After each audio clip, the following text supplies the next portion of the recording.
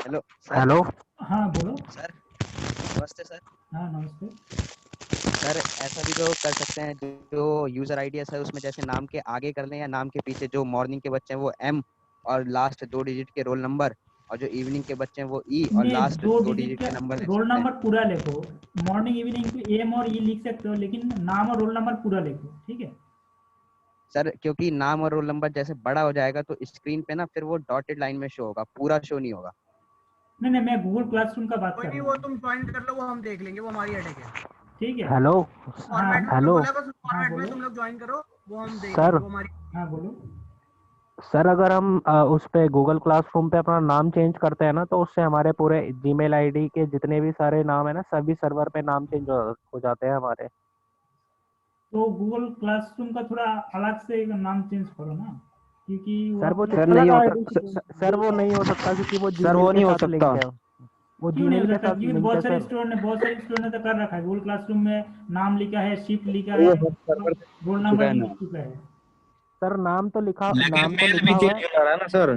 जो सर नहीं होता, जो हमने ट्राई करा था। पूरा चेंज हो जा रहा है सर, नाम ईमेल वाला सब। सर सब सब जगह चेंज से हो चेंज हो जाता है, जाता सब है सर, चेंज हो वो जाता कर नहीं सकते सर हम। सर हमारे बहुत और भी जगह लगे हुए हैं ये नाम और ये सब सर ये ऐसे है। ईमेल ईमेल बहुत सारे डॉक्यूमेंट्स में लगी हुई है। क्लासरूम के लिए अच्छा। हेलो। सेपरेट मेल बना नहीं ले, मैं कॉलेज की अलग सुनो और सुनो, ऑफिशियल सबसे अलग बना ले अपनी। मैंने ए, जो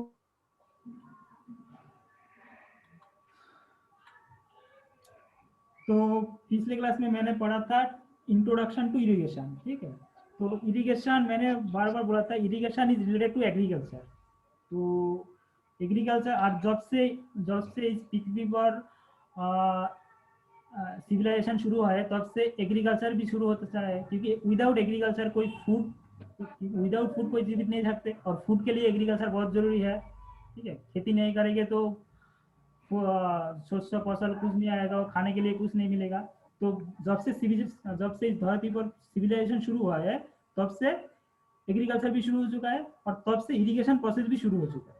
तो एंशियंट टाइम से अब तक जितना बहुत सारे बीच बीच में कहता रहता है, एंशियंट टाइम से अभी तक लेकर इरिगेशन प्रोसेस में थोड़ा थोड़ा मॉडिफिकेशन आया है। तो बहुत सारे मॉडिफिकेशन आया है, तो up to ancient time to present time, up to जितना भी मॉडिफिकेशन आया है उसको हम 4 मेजर पार्ट में क्लासीफाई कर सकते हैं, ठीक है। एक है सरफेस इरिगेशन, उसके बाद आता है सब सरफेस इरिगेशन, उसके बाद आता है स्प्रिंकलर इरिगेशन, उसके बाद आता है ड्रिप इरिगेशन। ये अब तक का क्लासिफिकेशन है इरिगेशन का। ऐसा हो सकता है बाद में जाकर थोड़ी और कुछ मॉडर्न टाइप का इरिगेशन प्रोसेस आ जाए, तो अभी टाइप्स ऑफ इरिगेशन तो अब बदल जाएगा, ठीक है। लेकिन अब तक इन प्रेजेंट स्टेटस जितना भी इरिगेशन मेथड है, इरिगेशन टाइप्स है, वो इस 4 इरिगेशन टाइप के अंदर ही आता है, ठीक है। तो हम इस चार चार जो इरिगेशन टाइप्स है उसका हम अलग अलग करके डिस्कस करेंगे इन डिटेल्स, ठीक है। तो पहले जो इरिगेशन टाइप्स है वो है सरफेस इरिगेशन। ये बहुत ही एंशियंट, बहुत ही पुराना जमाना से आ रहा है। ये बहुत ही एंशियंट टाइप ऑफ इरिगेशन, बहुत ही बेसिक टाइप ऑफ इरिगेशन और बहुत ही easy type of irrigation, and बहुत ही cheap. Cost of irrigation in this process is very less, ठीक है। That's why it is very ancient and very effective, and even in present days, most of the part of various countries, this surface irrigation follows in several areas, ठीक है। Even in India बहुत सारे area में surface irrigation use करते हैं, ठीक है। तो चलो डिस्कस करते हैं पहले सरफेस इरिगेशन, ठीक है। तो सरफेस इरिगेशन क्या है? Surface irrigation is nothing but the water को ग्राउंड सरफेस के ऊपर एप्लीकेशन करना। Surface is nothing but the technique of application of water to the ground surface, ठीक है। सरफेस के ऊपर अगर हम वाटर को हम एग्रीकल्चर पर्पज के लिए वाटर को यूज करेंगे तो उसे कहते हैं सरफेस इरिगेशन, ठीक है। तो ये इस फिगर में थोड़ा देखो, जो एक पंप के जरिए पाइपलाइन के जरिए वाटर आ रहा है, तो वाटर उसको इरिगेशन कैनल, ये जो छोटा छोटा कैनल है,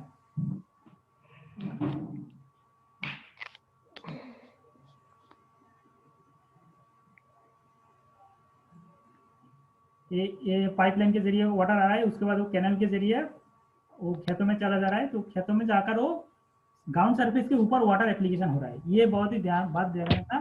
सरफेस इरिगेशन मतलब वाटर को हम ग्राउंड सरफेस के ऊपर अप्लाई कर रहे हैं, इस प्रोसेस को सरफेस इरिगेशन कहते हैं। ठीक है,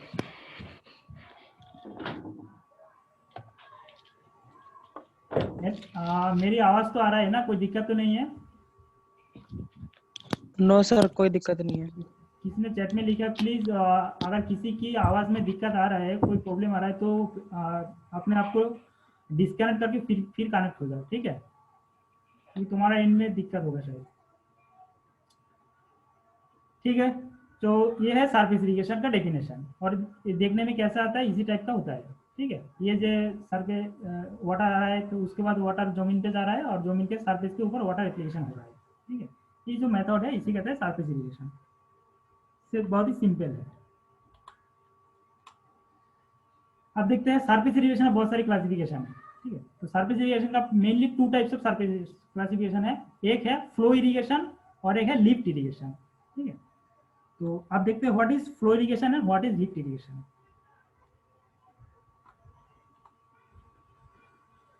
फ्लो इरिगेशन पहले देते हैं, flow irrigation. What is the flow irrigation? अगर मान low flow irrigation is the irrigation process in which water level, अगर मान लो किसी भी जमीन किसी भी जगह पे किसी भी एरिया पे water source of water is higher elevation में है, अगर जो इरिगेटेड लैंड है वो लोअर एलिवेशन में है, तो by gravity water upper location to lower location automatically by gravity आ जाता है। तो ये जो प्रोसेस है इसको कहते हैं फ्लो इरिगेशन। एक थोड़ा फिगर देख लो, इसी टाइप का होता है फ्लो इरिगेशन। मान लो water is available in the higher location, ठीक है, हायर एलिवेशन में वाटर अवेलेबल है, तो वाटर को अगर ऐसे हम थोड़ा कैनल कंस्ट्रक्ट कर देंगे तो ऑटोमेटिकली आ जाएगा विदाउट एनी इफोर्ट, कोनो पंप विदाउट कोनो पंप की भी जरूरत नहीं, कुछ भी जरूरत नहीं। अगर वाटर को डायरेक्टली थोड़ा कैनल कंस्ट्रक्ट कर देते हैं तो डायरेक्टली आ जाता है बाय ग्रेविटी, ऑटोमेटिकली आ जाता है। ये जो प्रोसेस है इसे कहते हैं फ्लो इरिगेशन। ठीक है, तो जैसे कि हम यूज करते हैं डैम में ये प्रोसेस इजी होता है, क्योंकि डैम में क्या होता है, नदी के ऊपर मान लो किसी नदी के ऊपर एक डैम कंस्ट्रक्ट हुआ है। डैम कंस्ट्रक्ट करने का मेन पर्पस है क्या, वाटर को स्टोर करना। वाटर को स्टोर करने के बाद क्या होता है, वाटर लेवल को, वाटर सरफेस जो वाटर लेवल है वो बढ़ जाता है, बहुत बहुत ऊपर आ जाता है। ठीक है, किसी भी डैम, कोई बता सकता है किसी भी डैम का वाटर लेवल कितना ऊपर हो सकता है? कोई डैम देखा है किसी ने, बताओ तो? कोई नहीं देखा? पंजाब में तो, पंजाब हरियाणा बॉर्डर में तो डैम है, बकरा नांगल डैम है, कोई नहीं यस गया? सर, देखा है। तो डैम ने देखा होगा, डैम बहुत हाई एलिवेशन में वाटर रहता है। ठीक है, तो बहुत ही ऊंचा होता है, इसीलिए अगर डैम किसी भी कारणवश डैम फेल हो जाएगा ना, तो नीचे जो भी जितना भी एरिया है सब कुछ तबाह हो जाएगा, फ्लड हो जाएगा। जैसे कि केरल में हुआ था, केरल में जो पेरियार डैम का पानी छोड़ दिया था, तो केरल में पूरा केरल में फ्लड हो गया था। ठीक है, क्योंकि यह वाटर लेवल बहुत ऊपर होता है डैम के, और वहाँ पर वाटर प्रेशर भी बहुत ज़्यादा होता है। वाटर प्रेशर बहुत ज़्यादा होने की वजह से डैम के आसपास में हाइड्रो इलेक्ट्रिक पावर प्लांट है। ठीक है, हाइड्रो इलेक्ट्रिक पावर प्लांट कुछ नथिंग बट है, वाटर अगर ऊपर से नीचे गिरेगा तो वाटर का जो भी एनर्जी वो स्टोर होगा, उस एनर्जी को हम hydro by some electrical process हम उसको पावर में कन्वर्ट कर सकते हैं। ठीक है, तो उसको वो multipurpose, dam is nothing but not is irrigation purpose, dam is a multipurpose project. ठीक है, डैम से इरिगेशन हो सकता है, डैम से हाइड्रो पावर हो सकता है, डैम से नेविगेशन हो सकता है। ठीक है, बहुत सारी पर्पज है एक डैम कंस्ट्रक्ट करने के लिए। तो डैम अलग से मैं पढ़ाऊंगा, डैम के बारे में भी डिटेल से पढ़ाऊंगा। तो यहाँ पे जस्ट ये आइडिया है। तो अगर फ्लो इरिगेशन है अगर कोई सोर्स ऑफ वाटर में अगर वाटर लेवल बहुत ऊपर है, तो उस वाटर लेवल से डायरेक्टली अगर हम थोड़ा कैनल कंस्ट्रक्ट कर देंगे तो ऑटोमेटिकली वाटर हमारा एग्रीकल्चरल लैंड में ऑटोमेटिकली आ जाएगा। ये जो प्रोसेस है बाय ग्रेविटी वाटर फ्लो हो रहा है, इस प्रोसेस को कहते हैं फ्लो इरिगेशन। ठीक है, अगर किसी का कोई क्वेश्चन हो तो प्लीज अपने आप को अनम्यूट करके बोलो, चैट में मत डाला कीजिएगा, क्योंकि बार बार मैं चैट देखूंगा तो वो, ठीक है, तो क्लास में थोड़ा ये होगा। तो ये है फ्लो इरिगेशन। ठीक है, आप देखते हैं, हाँ, तो आप देखते फ्लो इरिगेशन में भी क्लासिफिकेशन है, बहुत सारी क्लासिफिकेशन आ जाएगा। पहले इरिगेशन का टाइप, 4 टाइप के इरिगेशन, सरफेस इरिगेशन, सब सरफेस इरिगेशन, उसके बाद आता है स्प्रिंकलर इरिगेशन, उसके बाद आता है डीप इरिगेशन। एवर आता है सरफेस इरिगेशन में क्या होता है, सरफेस इरिगेशन 2 टाइप इरिगेशन, एक होता है फ्लो इरिगेशन और एक होता है लिफ्ट इरिगेशन। लिफ्ट इरिगेशन में बाद में बोलूंगा। और फ्लो इरिगेशन में भी हमारा क्लासिफिकेशन है, ठीक है। तो फ्लो इरिगेशन को दो मेजर डिवीजन में डिवाइड कर सकते हैं। पहले है पेरेनियल इरिगेशन, उसके बाद आता है फ्लड इरिगेशन और इनंडेशन इरिगेशन, ठीक है। तो हम देखते हैं फ्लो इरिगेशन के अंदर आता है perennial irrigation and flood irrigation. तो पहले देखते हैं पेरेनियल इरिगेशन, ठीक है। तो perennial irrigation is also called control irrigation. Perennial irrigation में क्या होता है, एक साल में हर टाइम जब पानी का जरूरत है एग्रीकल्चर के लिए तो पानी सप्लाई कर सकते हैं, ठीक है। ये पेरेनियल इरिगेशन सिस्टम का ये बहुत सारी एडवांटेज है। अगर किसी भी एरिया में पेरेनियल इरिगेशन प्रोजेक्ट है, उस प्रोजेक्ट के ये एडवांटेज है, अगर साल का किसी भी टाइम में किसी भी फसल के लिए पानी का जरूरत है, उस पानी को उस टाइम में वो पानी वहाँ पर अवेलेबल होगा। तो ये जो सिस्टम है पेरेनियल इरिगेशन सिस्टम, ये बहुत ही है, ठीक है। और ये कंट्रोल इरिगेशन क्यों कहते हैं, क्योंकि हम इस इरिगेशन सिस्टम में हम वाटर को क्रॉप्स के लिए जितना वाटर जरूरी है उतना हम यूज कर सकते हैं, मतलब ऑप्टिमम यूटिलाइजेशन ऑफ वाटर हम कर सकते हैं। तो इसीलिए इसको हम कहते हैं कंट्रोल इरिगेशन कहते हैं, ठीक है। तो पेरेनियल इरिगेशन के लिए हम जनरली क्या करते हैं, जनरली एक वेयर और बैरेज कंस्ट्रक्ट करते हैं, ठीक है। और समटाइम एक डैम भी कंस्ट्रक्ट करते हैं। तो पहले हम क्या करते हैं, पेरेनियल इरिगेशन सिस्टम के लिए एक वेयर और बैरेज और डैम, ठीक है। यहाँ पर तीन टर्म है, दो क्लियर करना जरूरी है, डैम, बैरेज और वेयर। कोई बता सकते हैं मुझे तीनों का डिफरेंस क्या है? कोई ने देखा है अलग अलग से, कहाँ पे वेयर है, कहाँ पे बैरेज है और कहाँ पे डैम है?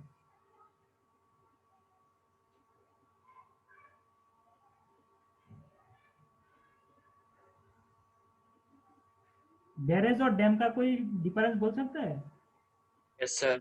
बोलो तो बोलो। सर जो बैरेज होता है वो सिर्फ पानी का फ्लो रोकता है एक सर्टेन लेवल तक, लेकिन पानी को बहने देता है, ठीक है। वो छोटे छोटे रिवर जैसे फ्लो होता है ना, चेक डैम भी इसको बोल सकते हैं बैरेज को। लेकिन जो होता है डैम, जो बड़े लेवल पे बनाया जाता है, वो high quantity of water storage करने के लिए वो हाई लेवल पे बनाया जाता है सर। हाँ एकदम बिल्कुल सही। तो पहले बैरेज है। बैरेज क्या है? बैरेज इज नथिंग बट, क्या कहता है, नदी के ऊपर एक बैरेज कंस्ट्रक्ट करके, बैरेज में बहुत सारे गेट रहता है। ये तुम अगर बैरेज और ब्रिज और बैरेज का जो आइडेंटिफाई, ब्रिज में क्या रहता है, छह पिलर कॉलम कंस्ट्रक्ट करते हैं, ब्रिज पायर कहते हैं उसको। नदी के ऊपर ब्रिज यस पायर सर। होता है, उसके ऊपर रोड होता है, उसे ब्रिज कहते हैं। और बैरेज है, बैरेज में रहेगा ऑब्वियसली गेट रहेगा, बहुत सारी गेट रहेगा, 40-50, बहुत सारे, जितना जितना स्पेन है उसके ऊपर बहुत सारी गेट वो रहेगा। विड्थ के ऊपर डिपेंड है सर। हाँ उसके ऊपर डिपेंड करेगा। तो गेट से क्या होता है, थोड़ा कुछ टाइम के लिए वाटर को ब्लॉक कर देते हैं और वाटर को डाइवर्ट कर देता है कोई। और होता है बैरेज के अपस्ट्रीम साइड में से वो इरिगेशन कैनल निकलता है। तो क्या कहता है, कोई नदी के जो पानी को थोड़ा डाइवर्ट कर देता है, कहा है इरिगेशन कैनल में डाइवर्ट कर देता है। यह बैरेज का काम है, ठीक है। और डैम का क्या काम है, डैम क्या करता है, पूरा का पूरा वाटर को स्टोर कर लेता है, ठीक है। पूरा वाटर को स्टोर करके जितना भी टाइम वाटर को, जब तक वाटर ओवरफ्लो ना हो जाए तब तक डैम से कोई पानी नहीं निकलेगा। इसीलिए डैम लॉन्ग टर्म प्रोजेक्ट है, ठीक है। तो पूरा डैम में पूरा वाटर को स्टोर कर देते हैं, उसके बाद वो स्टोर वाटर को अपने हिसाब से इरिगेशन कैनल में जाता है, उसके बाद इरिगेशन कैनल से वो लैंड में ट्रांसफर कर देता है, ठीक है। तो ये है बैरेज और ब्रिज और डैम, ठीक है। ये हर एक टर्म अलग अलग से दिमाग में क्लियर कर लेना, क्योंकि ये एग्जाम में बहुत ही पूछता है, इंटरव्यू में भी बहुत पूछता है। बोलते हैं डैम और बैरेज का क्या डिपेंड है, ब्रिज और बैरेज का कोई किसी को पता ही नहीं, ब्रिज क्या होता है, बैरेज क्या होता है, सबका एक ही लगता है। क्योंकि बैरेज का ऊपर भी गाड़ी चल सकता है, ब्रिज का ऊपर भी गाड़ी चल सकता है, लेकिन दूसरा दोनों का डिफरेंस क्या है किसी को पता नहीं है। बहुत सारी ऐसे है जिसको पता नहीं होगा। तो please as a irrigation engineer, as a civil engineer, इसको क्लियर कर लेना। अगर कोई डाउट हो तो पूछ लेना, ठीक है। और उयर क्या होता है, उयर के ऊपर, उयर क्या होता है, छोटा छोटा सा उयर, जनरली उयर के ऊपर से पानी फ्लो हो जाता है। उयर छोटा सा एक स्ट्रक्चर कंस्ट्रक्ट कर देता है, छोटा टाइप का डैम होता है जिसके ऊपर से पानी होता है। जस्ट किसी नदी के ऊपर अगर उयर कंस्ट्रक्ट होता है तो उयर पे थोड़ा कुछ पानी रेस्ट होता है, उसके बाद एक्सेस वाटर उयर के ऊपर से ओवरफ्लो होकर निकल जाता है। ठीक है, तो वो उयर होता है वन टाइप ऑफ छोटा स्टोरेज होता है। स्टोरेज भी स्टोरेज नहीं होता, वाटर को थोड़ा कुछ टाइम के लिए रोक देता है, उसके बाद अगर वाटर क्वांटिटी ज्यादा होगा, वाटर लेवल बढ़ जाएगा तो उस उयर के ऊपर से ओवरफ्लो होकर चला जाएगा। लेकिन डैम में ओवरफ्लो नहीं होता, डैम में अपने हिसाब से गेट कंट्रोल करके उसके बाद डैम से वाटर पानी निकलता है। तो ये चारों टर्म, उयर, बैरेज, ब्रिज और डैम, ये चारों टर्म अपने आप को क्लियर कर लेना। अगर कोई डाउट है तो नेक्स्ट क्लास में भी पूछ सकते हो, अगर अभी किसी का डाउट है तो बोलो।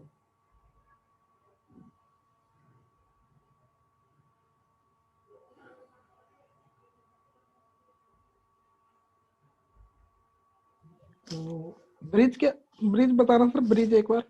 ब्रिज में क्या होता है, ब्रिज में सिर्फ रोड होता है, ब्रिज में ट्रांसपोर्टेशन के लिए होता है। ब्रिज में होता है क्या, थोड़ा सा ब्रिज पायर कंस्ट्रक्ट करते हैं। एक्चुअली फाउंडेशन इंजीनियरिंग में तुम लोग डीप फाउंडेशन में पढ़ा होगा शायद, सॉइल और तुम्हारा बिल्डिंग कंस्ट्रक्शन है उसमें तुम्हारा पढ़ाया होगा सामने। डीप फाउंडेशन होता है क्या, 3 टाइप का डीप फाउंडेशन होता है। एक होता है तुम्हारा पाइल फाउंडेशन, पायर फाउंडेशन और ओएल फाउंडेशन। तो ब्रिज में जनरली पायर फाउंडेशन देता है, क्योंकि पायर फाउंडेशन ब्रिज में हेवी लोड आता है ना। तुम देखो कि रोड के ऊपर बहुत भारी भारी ट्रक जा रहा है, ठीक है, बहुत रेल का ब्रिज देखो, ठीक है, तो उसमें क्या होता है, पायर होता है, पायर कंस्ट्रक्ट करके उसके ऊपर से रोड बना देता है, जस्ट ट्रांसपोर्टेशन के लिए यूज होता है। उसमें नदी का पानी का कुछ फंक्शन नहीं है, नदी का पानी जैसे बह रहा है उससे बहते ही रहेगा, ठीक है, उसमें नदी का पानी को कोई डिस्टर्ब नहीं करता। लेकिन ब्रिज में नदी का पानी को वो थोड़ा कुछ टाइम के लिए रोक देता है, और रोक के वो डाइवर्ट कर देता है कहाँ पे, तो साइड में जो इरिगेशन कैनल है उस साइड में इरिगेशन कैनल में डाइवर्ट कर देता है पानी को, ठीक है। अब कभी कभी क्या होता है, अगर बारिश के टाइम में क्या होता है, नदी में ज्यादा पानी आएगा तो क्या होता है, ब्रिज का गेट ओपन कर देता है और गेट के थ्रू एक्सेस पानी बह जाता है नदी के ऊपर। यही ब्रिज और बैरेज का डिफरेंस है। Clear?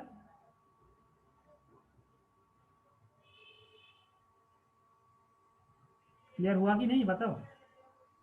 Yes sir, clear. Okay, तो जैसे मैं बोल रहा था पेरेनियल इरिगेशन, तो क्या होता है, अगर मान लो एक डैम में डैम कंस्ट्रक्ट कर दिया तो डैम में तो साल में 12 महीने ही पानी रहेगा, क्योंकि वो डैम का इसीलिए कंस्ट्रक्ट कर सकता है, क्योंकि डैम वाटर को स्टोर करने के लिए। तो क्या कहता है, और डैम से भी डैम और उसे जनरली डैम जो वाटर को स्टोर करते हैं उससे स्टोरेज रिजर्वर कहते हैं, ठीक है। हर एक अलग अलग टर्म, एक नया नया टर्म आ रहा है, इसको ध्यान से देखना। तो उसे जो डैम के अपस्ट्रीम साइड में जो भी वाटर स्टोर होता है उसे कहता है स्टोरेज रिजर्वर, ठीक है। तो स्टोरेज रिजर्वर से जब कोई इरिगेशन कैनल निकल जाएगा तो उसी कैनल में ऑब्वियसली उसी कैनल में साल के 12 महीने पानी रहेगा, ठीक है। अगर 12 महीना अगर किसी इरिगेशन कैनल में पानी रहेगा, उस पानी से उस एरिया को 12 महीना जितना भी फसल होगा, हर आलू के लिए फसल पानी जरूरी है तो इरिगेशन, उस पेरेनियल के इरिगेशन कैनल से वो पानी ले सकते हैं। गेहूं के लिए पानी जरूरत है तो गेहूं के टाइम में पानी ले सकते हैं। धान के लिए पानी जरूरत है, धान के टाइम में पानी ले सकते हैं। हर 12 महीना हर साल उस कैनल में पानी रहता है और उस पानी उस एरिया को इरिगेट करता रहता है, ठीक है। तो इसे कहते हैं पेरेनियल इरिगेशन सिस्टम, ठीक है। तो पेरेनियल इरिगेशन सिस्टम का भी दो मेजर डिवीजन है, जिसे कहता है डायरेक्ट इरिगेशन और स्टोरेज इरिगेशन। तो अगर किसी पेरेनियल इरिगेशन कैनल किसी ब्रिज से अगर निकल रहे, ब्रिज से कोई पेरेनियल इरिगेशन कैनल निकल जाए और उसी से हम इरिगेशन करते हैं, उसे कहते हैं डायरेक्ट इरिगेशन। और डैम से अगर कोई इरिगेशन कैनल निकल जाता है और उस एरिया को डैम इरिगेट करता है तो उसे कहते हैं स्टोरेज इरिगेशन, ठीक है। ये ब्रिज और बैरेज और डैम के ऊपर डिपेंड करेगा। अगर बैरेज से कोई इरिगेशन होता है तो अब उसे डायरेक्ट इरिगेशन, और डैम से कोई इरिगेशन होता है उसे कहते हैं स्टोरेज इरिगेशन, ठीक है। ये दो अलग अलग इरिगेशन स्कीम है, नहीं? तो ये मैं थोड़ा फिगर दिया हूँ, इसे कहते हैं, ये हो गया हमारा डायरेक्ट इरिगेशन सिस्टम और बैरेज इरिगेशन। बैरेज में क्या होता है, मान लो ये एक नदी है, नदी बह रहा है यहाँ पे, ठीक है, और नदी के ऊपर से एक बैरेज कंस्ट्रक्ट कर दिया, बैरेज, ठीक है। तो यहाँ पर बहुत सारी गेट है, गेट के ऊपर यहाँ पर एक मोड ऑफ ट्रांसपोर्टेशन भी हो सकता है। तो यहाँ पर बहुत सारे गेट कंस्ट्रक्ट कर दिया और पानी के थोड़े टाइम के लिए पानी के रोक दिया और बैरेज से आप स्ट्रीम एंड से इधर से एक कैनल निकल आई है, ठीक है, इसे कहते हैं पेरेनियल कैनल। ऑब्वियसली यहाँ पर ये जो रिवर है वो पेरेनियल रिवर होना चाहिए। उस रिवर में बैरेज डायरेक्ट इरिगेशन में जो भी रिवर होगा उस रिवर पेरेनियल रिवर होना चाहिए। पेरेनियल मतलब साल में हर टाइम पानी रहता है। कुछ नदियाँ ऐसे है जो बारिश के टाइम में पानी रहता है और नॉन मानसून पीरियड में पानी नहीं रहता, उससे हम पेरेनियल कैनल नहीं निकाल सकते। लेकिन डैम में ऐसा नहीं होता। डैम में किसी भी नदी के उठा लो, क्योंकि डैम में तो डैम का मेन काम है स्टोर करना, ठीक है, तो वो हर टाइम वाटर स्टोर कर रहेगा। इसीलिए अगर देखो साउथ इन नॉर्थ में जनरली ज़्यादा डैम नहीं है, साउथ में बहुत सारे डैम है, क्योंकि साउथ का जो नदियाँ है वन सीजनल रेनी होता है।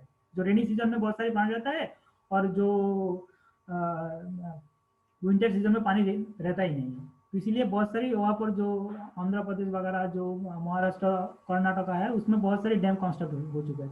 छोटा बड़ा बहुत डैम है वो, इसलिए क्योंकि वहाँ पर रिवर में 12 महीने पानी नहीं रहता। और नॉर्थ इंडिया में क्या होता है, जो हिमालयन रीजन है, हिमालयन रीजन में जितने भी रिवर है वो पेरेनियल रिवर है, क्योंकि वहाँ पर हर 12 महीने पानी बहता रहता है, ठीक है। तो इसीलिए अगर डायरेक्ट इरिगेशन पेरेनियल, अगर मान लो पेरेनियल डायरेक्ट इरिगेशन है, तो उसमें अगर रिवर होना चाहिए पेरेनियल रिवर, तो उसे पेरेनियल डायरेक्ट इरिगेशन कहेगा। अगर मान लो रिवर नॉन पेरेनियल है तो उससे हम उसको नॉन पेरेनियल डायरेक्ट इरिगेशन कहेगा, उससे पेरेनियल डायरेक्ट इरिगेशन नहीं करेगा। क्योंकि जब अगर मान लो विंटर के टाइम में नदी में पानी नहीं है, तो बैरेज तो कुछ काम नहीं करेगा, क्योंकि बैरेज तो वाटर स्टोर नहीं करेगा। वाटर कुछ टाइम के लिए, 1 दिन 2 दिन के लिए वाटर रुक देता है, उसके बाद वो डाइवर्ट करके कैनल में जाता है। लेकिन अगर 6 महीने पानी नहीं आएगा तो उसमें बैरेज कैसे काम करेगा? बैरेज से जो कैनल निकला है उसमें पानी नहीं आएगा, ठीक है। तो इसीलिए डायरेक्ट इरिगेशन सिस्टम में river direct perennial irrigation system में रिवर भी पेरेनियल होना चाहिए। लेकिन स्टोरेज इरिगेशन में जो डैम इरिगेशन है, उसमें रिवर पेरेनियल हो नॉन पेरेनियल हो कोई मतलब नहीं है, हर टाइम पानी रहेगा ही रहेगा, क्योंकि डैम का मेन काम है वाटर स्टोर करना। तो यह कहते हैं एक बैरेज यहाँ पर नदी के ऊपर एक बैरेज कंस्ट्रक्ट कर दिया, और बैरेज का आप स्ट्रीम एंड से कभी गलती से नहीं ऐसा करना का, यह जो कैनल है वो कोई स्टूडेंट क्या करता है, वो डाउन स्ट्रीम साइड से कैनल निकल देते हैं। अगर मैंने ये इसमें देखा है, जो पिछले सेम का जो एक स्टूडेंट का इरिगेशन का पेपर में देख रहा था, उसमें इसी फिगर को ड्रॉ करने के लिए एग्जाम में आया था। तो वो क्या करेगा, ये डैम जो बैरेज है, बैरेज के डाउन स्ट्रीम साइड से पानी निकल रहा है। तो डाउन स्ट्रीम से पानी तो है ही नहीं, तो पानी कैसे आएगा नदी में? ये बेसिक जो गलती है ये मत करना, ठीक है, थोड़ा क्लियर कर लेना। तो ऑलवेज कैनल सब कुछ होगा आप स्ट्रीम साइड से, क्योंकि आप स्ट्रीम साइड में पानी रहेगा, डाउन स्ट्रीम साइड में पानी नहीं रहेगा। तो आप स्ट्रीम साइड से कैनल होगा, यहाँ पर कैनल कंस्ट्रक्ट होता है, तो कैनल से पानी आता है, मेन कैनल आता है, मेन कैनल से ब्रांच कैनल आता है, ब्रांच कैनल से डिस्ट्रीब्यूटरी कैनल आता है, उसके बाद फील्ड चैनल आता है, ठीक है। तो ये सारा इसे कहता है, ये जो पूरा नेटवर्क है इसे कहता है कैनल नेटवर्क सिस्टम, ठीक है। तो कैनल नेटवर्क, जो मैं कैनल इरिगेशन पढ़ाऊंगा तो उसके बारे में डिटेल्स में पढ़ाऊंगा, ठीक है। अभी थोड़ा एक बेसिक आइडिया ले लो, ठीक। तो ये होता है डायरेक्ट इरिगेशन सिस्टम। बताओ किसी का कुछ डाउट है? No sir. Okay, thank you. No sir, कोई डाउट नहीं है अभी तक। और 10 मिनट के बाद ये सेशन खत्म हो जाएगा, उसके बाद सेम लिंक से दोबारा कनेक्ट हो जाना, ठीक है। Okay okay sir. सर। अब आता है स्टोरेज इरिगेशन, ठीक है। स्टोरेज इरिगेशन में क्या होता है, एक डैम कंस्ट्रक्ट होता है। यहाँ पर एक डैम, ये पूरा एक एरिया है, एक नदिया है, नदी बह रहा है, और यहाँ पे एक डैम कंस्ट्रक्ट हो रहा है। और डैम के आप एस्टीमेट में यहाँ पर कलर डिफरेंस, इस फिगर में कलर डिफरेंस क्यों है? ये कलर डिफरेंस इसे, ये जो आप एस्टीमेट का जो एरिया है, इसे बहुत सारी वाटर स्टोर हो रखा है, और इसे और एक टर्म है स्टोरेज रिजर्वर भी कहते हैं इसे, ठीक है, इसे स्टोरेज रिजर्वर भी कहते हैं। तो ये डैम इस वाटर को ऊपर स्टोर करके, और यहाँ से जो भी कैनल आएगा, ये से जो भी कैनल आएगा, ये जो सिंगल लाइन है, ये कैनल नेटवर्क है, ठीक है। डैम का हार्वेस्टिंग से कैनल कैनल निकल आया और इसको पूरा एरिया को, ये जो एरिया है ये पूरा एरिया को इरिगेट कर देता है, ठीक है। ये होता है स्टोरेज इरिगेशन। तो हर एक 2 नंबर तुम्हारा जो 2 मार्क्स का क्वेश्चन है उसमें ये डायरेक्ट इरिगेशन क्या है, स्टोरेज इरिगेशन क्या है, what is the difference between weir and barrage, what is the difference between barrage and dam, what is the, ठीक है, what is the difference between barrage and bridge, ठीक है, ये सब आएगा। So clearly to the point answer देना। तो ये ऐसा नहीं है एक 2 मार्क के आंसर के लिए एक एक पाता लिख देता है। कभी कभी स्टूडेंट ऐसा करते हैं, मेन चीजें नहीं होता, कहा क्या क्या लिखता रहता है पता नहीं, लेकिन उसमें नंबर नहीं करेगा। टू द पॉइंट आंसर देना। What is the difference between dam and barrage, जो पॉइंट आंसर है वो भी देना, टू द पॉइंट आंसर, तो नंबर ज़्यादा कैरी करेगा। और इंटरव्यू में अगर तुम टू द पॉइंट आंसर दोगे ना तो वो इंटरव्यू में थोड़ा अच्छा इंप्रेशन क्रिएट हो जाता है। तो ये चीज़ को ध्यान में रखना। अब देखते हैं दूसरी टाइप का इरिगेशन, उससे कहता है फ्लड इरिगेशन, ठीक, फ्लड और इनंडेशन इरिगेशन। फ्लड इरिगेशन में क्या होता है, ये पेरेनियल इरिगेशन में क्या होता है, हम बैरेज और डैम और बैरेज से हम एक कैनल और नेटवर्क कैनल नेटवर्क हम कंस्ट्रक्ट करते हैं, उसी के जरिए हम उस एरिया को, आसपास के एरिया को हम इरिगेट करते हैं। लेकिन फ्लड इरिगेशन में ऐसा नहीं होता। फ्लड इरिगेशन में क्या होता है, कोई भी स्ट्रक्चर, डैम भी नहीं है, बैरेज भी नहीं है, कुछ भी नहीं है, एक नदी से पानी, नदी से पानी डायरेक्ट इरिगेशन कैनल, नदी से एग्रीकल्चरल लैंड पे डायरेक्टली पानी आता है जब बारिश के टाइम में, ठीक है। बारिश के टाइम में जब नदी का पानी का लेवल बहुत हाई हो जाता है, तब क्या ऑटोमेटिकली नदी रिवर बैंक से पानी को इरिगेशन लैंड में ऑटोमेटिक आ जाता है, ठीक है। फ्लड हो जाता है, वन टाइप ऑफ फ्लड का मीन्स नॉर्मली जो फ्लड होता है तो रेनी सीजन में आ जाता है, लेकिन ठीक है, तो उसे कहता है फ्लड इरिगेशन और इनंडेशन इरिगेशन। तो फ्लड इरिगेशन बहुत अच्छा नहीं है, क्योंकि यहाँ पर इसी अनकंट्रोल इरिगेशन भी कहते हैं, ठीक है। तो क्योंकि यहाँ पर वाटर के ऊपर कोई कंट्रोल नहीं रहता। जब वाटर नदी का पानी का लेवल जब हाई हो जाएगा तब इरिगेशन लैंड में, एग्रीकल्चर लैंड में पानी आएगा, बहुत सारी पानी आ जाएगा, और इतना भी हो सकता है, इतना पानी वहाँ पर इरिगेशन के लिए जरूरी नहीं है, फिर भी आ जाता है, ठीक है। तो उसमें क्या होता है, वाटर लॉगिंग हो जाता है, क्रॉप सील घट जाता है, ठीक है, तो फसल अच्छा नहीं होता। तो ये फ्लड इरिगेशन सस्ता है लेकिन वो कोई इफेक्टिव नहीं है, ठीक है। इसी टाइप का होता है फ्लड इरिगेशन। ये पानी पूरा का पूरा एरिया पानी में डूबा रहता है, ठीक है। तो इसमें क्या होता है, फसल का जो यील्ड है वो घट जाता है। तो ये हो गया हमारा जो फ्लो इरिगेशन का जो पार्ट है, मेजर पार्ट है, एक है सरफेस इरिगेशन जो मेजर पार्ट है, एक फ्लो इरिगेशन और लिफ्ट इरिगेशन। फ्लो इरिगेशन का जो पार्ट है, एक है पेरेनियल इरिगेशन और एक है फ्लड इरिगेशन। ये दो डिटेल्स है। आप देखते हैं एडवांटेज ऑफ फ्लो इरिगेशन, ठीक है।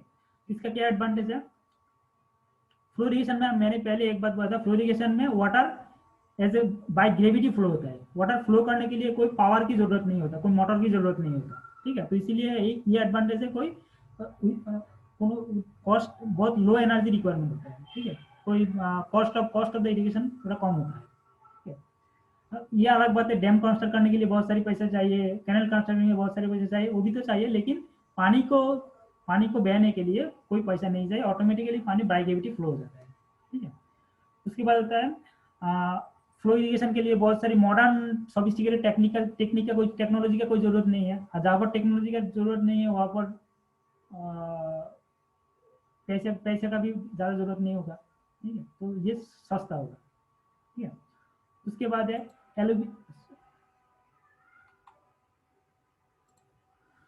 Alluvial soil present in irrigation water make the soil more fertile.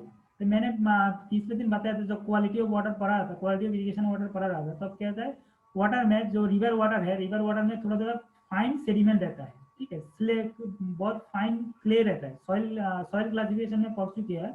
अच्छा, एक बात बता सकते हैं, what is the class, soil को कितनी टाइप का सॉइल है, सॉइल का कोई क्लासिफिकेशन बोल सकता है ना, भूल चुके हैं सब लोग।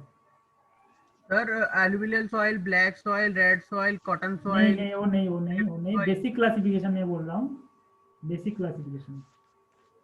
सर वो तो अलग अलग होता है ना, मतलब साइज के बेसिस पे या फिर जहाँ वो पाई जाती है उस पे। वो तो सही है, लेकिन बेसिक तो क्लासिफिकेशन सर आप कौन सा वाला पूछना चाह रहे हैं, हम वो जानना चाहते हैं। तुम ना मान लो कोई इंटरव्यू में तुम्हें क्वेश्चन किया है कि व्हाट इज द बेसिक हाँ जी क्लासिफिकेशन सर। ऑफ सॉइल, तुम क्या बोलोगे? बेसिक तो हम साइज के बेसिस पे कर सकते हैं। करो। Segregates के सर एग्रीकल्चरल सॉइल और इंजीनियरिंग सॉइल होता है। एग्रीकल्चरल सॉइल और इंजीनियरिंग सॉइल में 4 टाइप के 4 से ज्यादा मतलब वो क्ले सैंड ये सब आते हैं, और एग्रीकल्चरल में एलुवियल सॉइल ये सब आ जाता है। क्ले में एग्रीकल्चर नहीं होता, सैंड में एग्रीकल्चर नहीं होता सर मतलब इंजीनियरिंग सॉइल। नहीं। सर ये भी तो हो सकता है water transported soil, wind transported soil, glacial deposited नहीं, मैं ये तो सही है। मैंने सर आप ही बता दीजिए सर। हाँ मैं बता रहा हूँ, एक मिनट। हाँ, बेसिक क्लासिफिकेशन सॉइल है कोहेसिव सॉइल और कोहेशनलेस सॉइल। याद आया कुछ? यस सर, याद हाँ आ जी गया। सर। कोहेसिव सॉइल आ और गया। कोहेशनलेस सॉइल। कोहेसिव सॉइल में क्ले आता है, कोहेशनलेस सॉइल में सैंड आता है। ठीक है, ये है basic. Yes, sir. Based on the size होता है, ग्रावेल होता है, सैंड होता है, सील्ट होता है, क्ले होता है, बहुत सारे है। वो भी तो अलग है, वो स्पेशल टाइप है। लेकिन अगर कोई तुम्हें पूछेगा what is the basic classification of soil, ठीक है, क्योंकि जब इंटरव्यू में रहेगा कोई ऐसा बंदा रहेगा जो सिविल इंजीनियर का नहीं हो, तो उसको तो इतना सब कुछ डिटेल से पता नहीं है। वो बेसिक क्या, क्वेश्चनलेस सॉइल, कोहेसिव है, जिसमें क्वेश्चन है उसे कोहेसिव सॉइल, जिसमें क्वेश्चन नहीं उसे क्वेश्चनलेस सॉइल, और सैंडी सॉइल कहते हैं उसे। ठीक है, तो इसमें क्या होता है, जो भी रिवर वाटर होता है, और भी रिवर वाटर में बहुत सारी क्ले पार्टिकल रहता है। ये क्ले पार्टिकल क्या है, इरिगेशन लैंड के लिए बहुत ही अच्छा है ये क्ले पार्टिकल। इसीलिए तुम देखोगे अगर नदी का साइड में जो भी लैंड है उसमें फसल अच्छा होता है, क्योंकि नदी का पानी वहाँ पर आता है, और नदी का पानी में बहुत सारी क्ले पार्टिकल रहता है। ठीक है, बहुत फाइन सेडिमेंट क्ले पार्टिकल है, तो क्ले पार्टिकल उस एरिया को फर्टाइल कर देता है, बहुत सारी फर्टाइल कर देता है। ठीक है, ये फ्लो इरिगेशन का एडवांटेज है। ठीक है, उसके बाद फ्लो इरिगेशन में हम क्या रेन वाटर को यूटिलाइज कर सकता है। ठीक है, और फ्लो इरिगेशन क्या लो टू मीडियम इनफिल्ट्रेशन रेट में ये बहुत ही अच्छा है, और लेवल लैंड है। फ्लो इरिगेशन के लिए लैंड का लेवल होना बहुत जरूरी है, क्योंकि अगर एग्रीकल्चर लैंड में बहुत सारी गड्ढा हो रखी है तो उसमें वाटर अटक जाएगा, वाटर फ्लो नहीं होगा। ठीक है, तो फ्लो इरिगेशन में लैंड थोड़ा लेवल होना बहुत ही जरूरी है। ठीक है, तो ये सारा बहुत सारे एडवांटेज है फ्लो इरिगेशन का। ठीक है, उसके बाद देखते हैं बहुत सारे डिसएडवांटेज भी है। ठीक है, डिसएडवांटेज एक तो मैंने बोल दिया कि ये लैंड का थोड़ा लैंड प्रिपेयर करना पड़ता है, एग्रीकल्चर लैंड। ठीक है, कि अगर लैंड में बहुत सारी गड्ढा रहेगा, ठीक है, तो उस लैंड में फ्लो इरिगेशन काम नहीं करता। उसके बाद आता है फ्लो इरिगेशन में क्या, तो वाटर लॉगिंग का एक प्रॉब्लम होता है, क्योंकि फ्लो इरिगेशन में क्या होता है, जितना अमाउंट ऑफ वाटर जरूरी है, जैसे कि फ्लड इरिगेशन में देखिए है, तो बहुत सारी वाटर वहाँ पर जमा रहा है, तो वाटर अगर जम जाएगा मतलब वाटर लॉग हो जाएगा, तो क्या होता है, फसल अच्छा नहीं होता। ठीक है, तो उसका ये सारा डिसएडवांटेज है फ्लो इरिगेशन का। उसके बाद है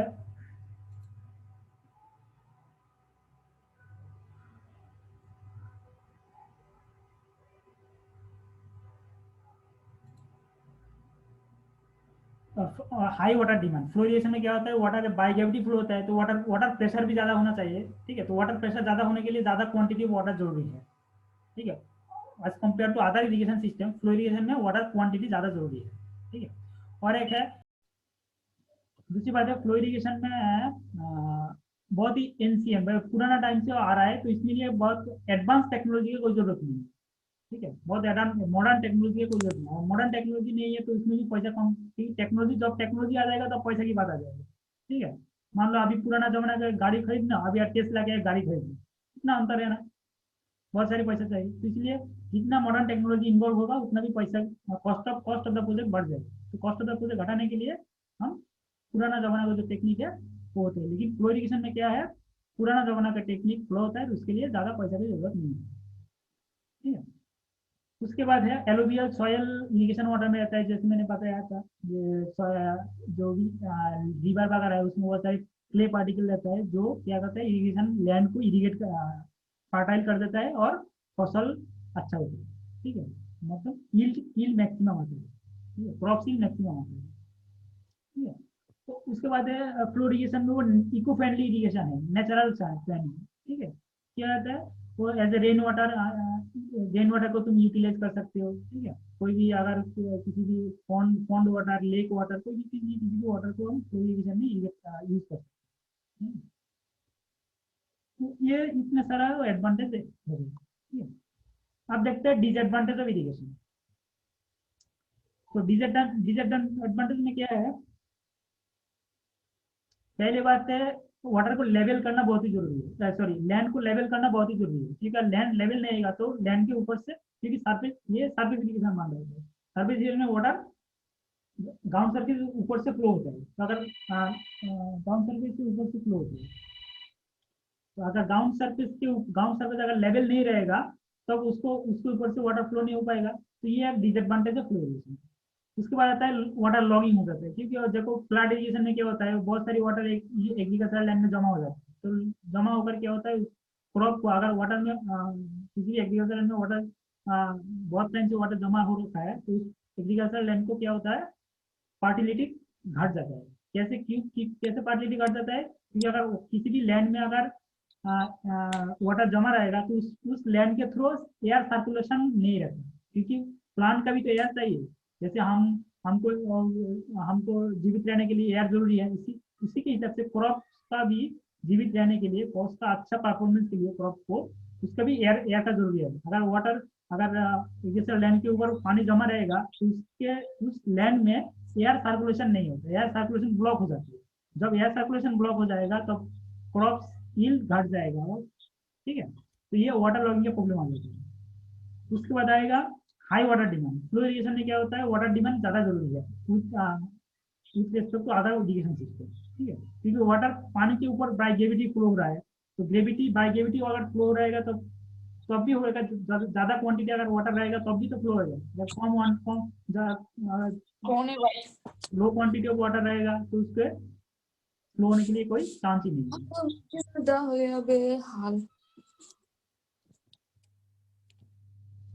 ठीक है। तो उसके बाद आएगा चांसेस ऑफ इरोशन। फ्लोरेशन में क्या होता है, एग्रीकल्चर लैंड के ऊपर से वाटर फ्लो होता है, तो वाटर जब फ्लो होगा तो थोड़ा थोड़ा क्या हो, इधर का मिट्टी उधर ले जाएगा, उधर का मिट्टी उधर ले जाएगा, थोड़ा इरोशन का थोड़ा प्रॉब्लम है, ठीक है।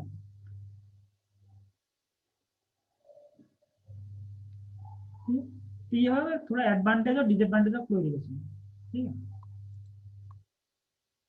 अब बताओ किसी का कोई डाउट है?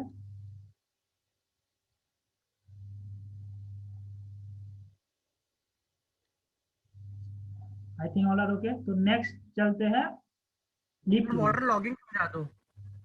वाटर लॉगिंग क्या है, मान लो किसी भी एग्रीकल्चरल लैंड में किसी भी अगर पानी जमा रहता है, ठीक है, बहुत सारे टाइम से पानी जमा हुआ, पानी पार्कुलेट होकर नीचे नहीं जा रहा है और सरफेस के ऊपर पानी आ रहा है, 2 फीट 3 फीट पानी जमा रहता है, ठीक है।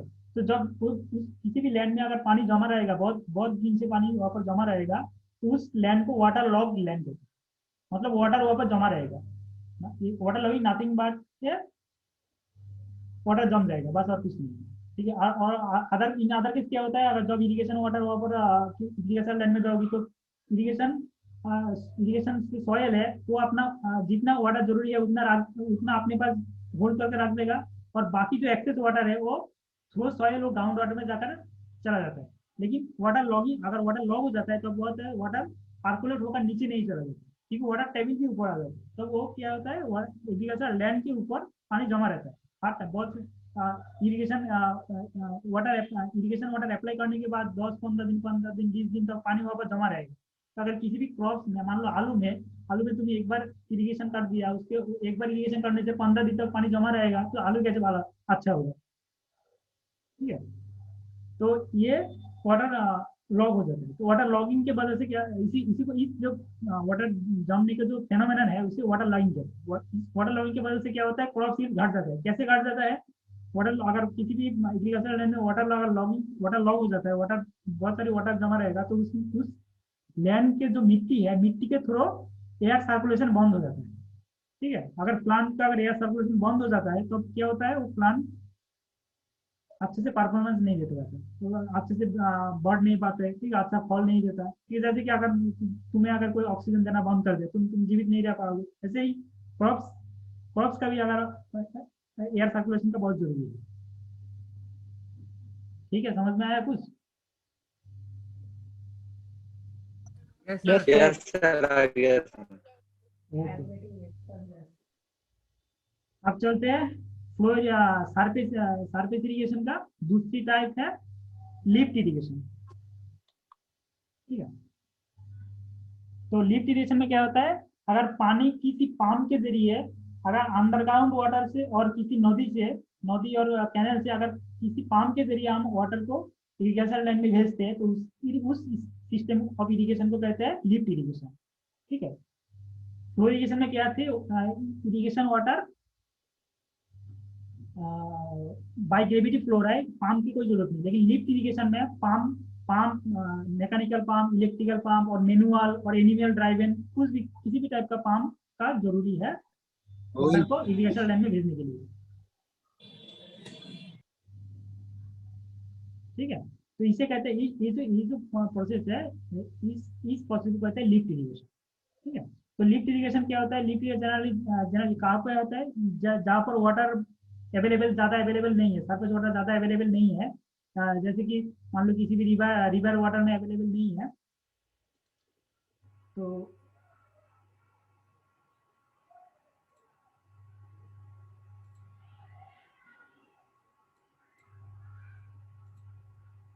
स्क्रीन देख रहा है सबको? यस सर, दिख रही है। यस सर दिख रहा है। तो ये लिफ्ट इरिगेशन कहाँ यूज होता है, जहाँ पर वाटर ज़्यादा अवेलेबल नहीं रहता। ठीक है, तो वाटर जहाँ पर वाटर खूब कम है, जैसे कि बहुत सारी एरिया में, जैसे कि जो हरियाणा पंजाब में भी देखो वाटर लेवल बहुत ही नीचे है, 70 फीट 80 फीट, अगर कोई ट्यूबवेल खोदेगा उसके बाद ये पानी निकल आएगा। ठीक है, तो उसमें हम जनरली फ्लो इरिगेशन नहीं कर सकते, उसमें लिफ्ट इरिगेशन होता है।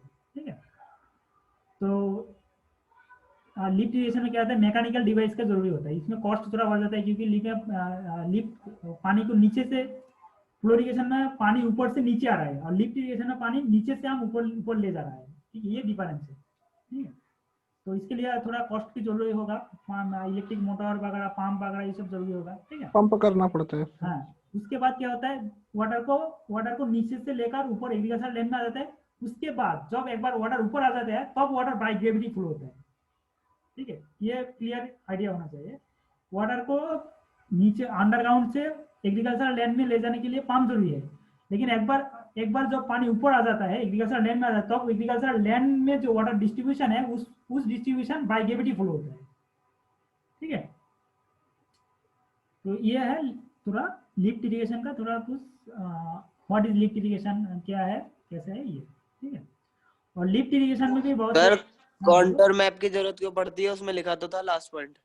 कॉन्टूर मैप में एक्चुअली कॉन्टूर मैप का जरूरी है, वाटर डिस्ट्रीब्यूशन के लिए कॉन्टूर मैप जरूरी है। ठीक है, कॉन्टूर तुम लोग व्हाट इज कॉन्टूर मैप बोल सकते हो? पहले बताओ what is the contour map, तुम लोग सर्वे में पढ़ चुकी हो। सर जिसमें डिफरेंट लेवल इस बात। यस सर, कॉन्टूर मैप में क्या होता है, हर पॉइंट का सेम लेवल होता है। तो वाटर अगर डिस्ट्रीब्यूशन में अगर वाटर डिस्ट्रीब्यूशन बाय ग्रेविटी होगा तो उस लैंड को लेवल होना बहुत जरूरी है।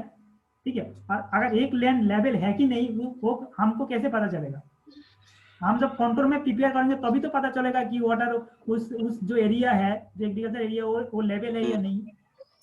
ठीक है, अगर एक बार हम कॉन्टूर मैप, ठीक है, कॉन्टूर इसीलिए कॉन्टूर मैप का बहुत जरूरी है। ठीक है, तो वाटर डिस्ट्रीब्यूशन के लिए कॉन्टूर मैप, अगर लेवल है कि नहीं वो पता करने के लिए कॉन्टूर मैप है।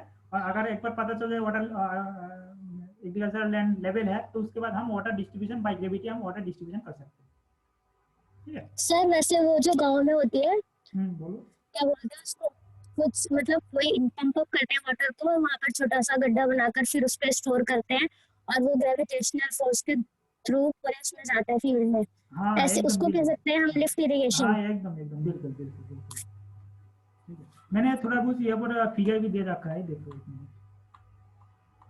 ये देखो इसी टाइप का होता है। मान लो एक ओपन ऑयल है, ये मैं पढ़ाऊंगा बाद में। हाँ जी सर, ये होता है वो गांव में इसी टाइप का कुआं खोद लेता है और इसमें पंप लगा के पानी, इसी टाइप का पानी कैनल में, ट्रॉली बोलते हैं इसको शायद। ठीक है, तो जो भी बोलता है इसी को कहते हैं लिफ्ट इरिगेशन। ठीक है,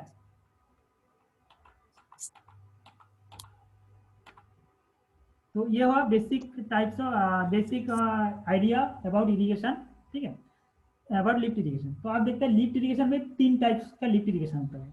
मैंने बताया अंडरग्राउंड रिसोर्स और कैनल रिवर। तो पहले होता है वाटर हम कहाँ से कैनल और रिवर से लिफ्ट कर सकते हैं बाय मैकेनिकल पंप, उसे कहते हैं लिफ्ट फ्रॉम कैनल। उसके बाद आता है वाटर हम अंडरग्राउंड से निकालेंगे कैसे, बाय कंस्ट्रक्टिव ओपन वेल, ठीक है। ओपन वेल बता लार्ज डायमीटर एक ब्रिक वॉल और कंक्रीट का एक लार्ज डायमीटर का एक कुआं खोद देता है जमीन में, उसी से हम वाटर को बाहर निकालते हैं, ठीक है, बाय पंप। उसके बाद आता है ट्यूबवेल इरिगेशन, ठीक है। तो ट्यूबवेल का थोड़ा डायमीटर छोटा रहता है, ट्यूबवेल सब लोग तो देख ही चुका है, ठीक है। तो उस ट्यूबवेल से पानी से हम इरिगेशन करते हैं, तो उसे ट्यूबवेल कहते हैं। 3 टाइप का होता है। तो आप देखते हैं एक एक करके देखते हैं लिफ्ट फ्रॉम कैनल और रिवर्स।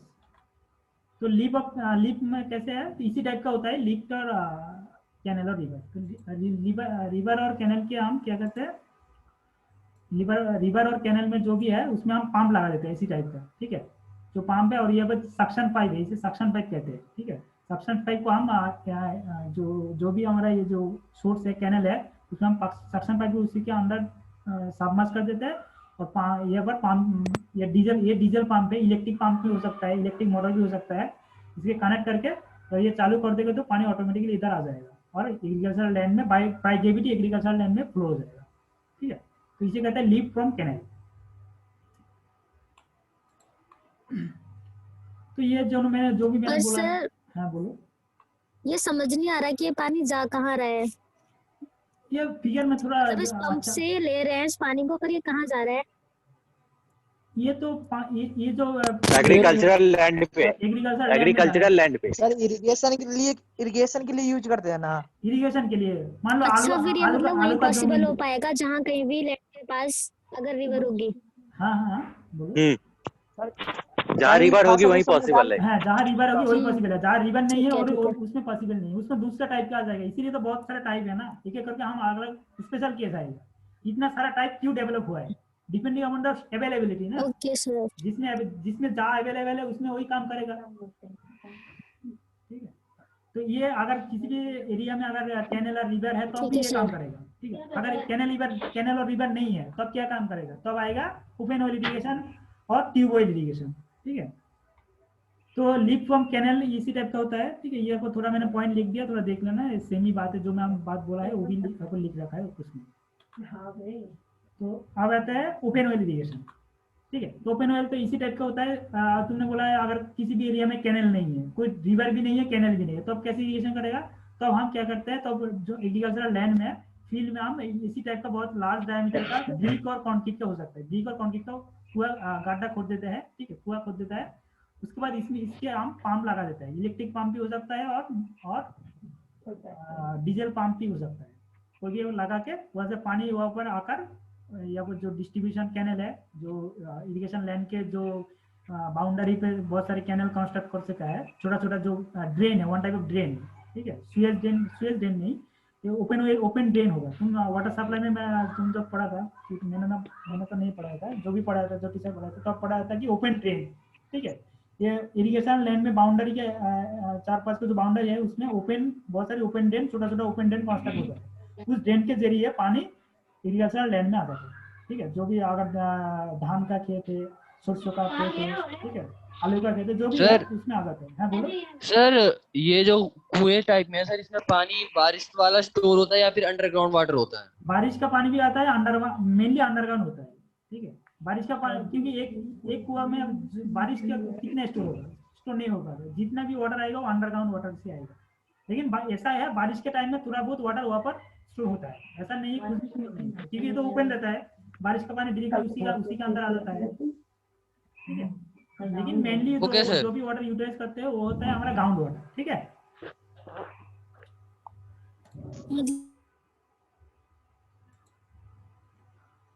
तो ये है ओपन वेल, ठीक है।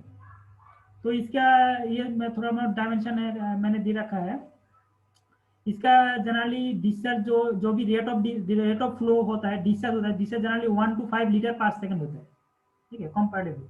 और इसका डायमीटर जनरली 2 to 9 मीटर में डायमीटर होता है। और डेप्थ ये ज़्यादा डेप्थ नहीं होता, ओपन वेल का डेप्थ थोड़ा कम होता है, या 20 मीटर 20-25 मीटर तक हो सकता है। ठीक है,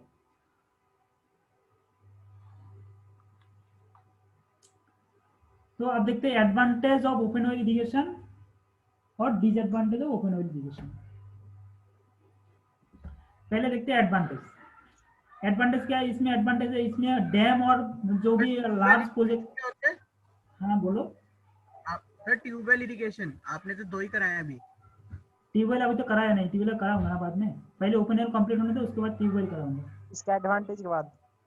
हाँ, इसके एडवांटेज के बाद ट्यूबवेल पढ़ाऊंगा। ठीक है,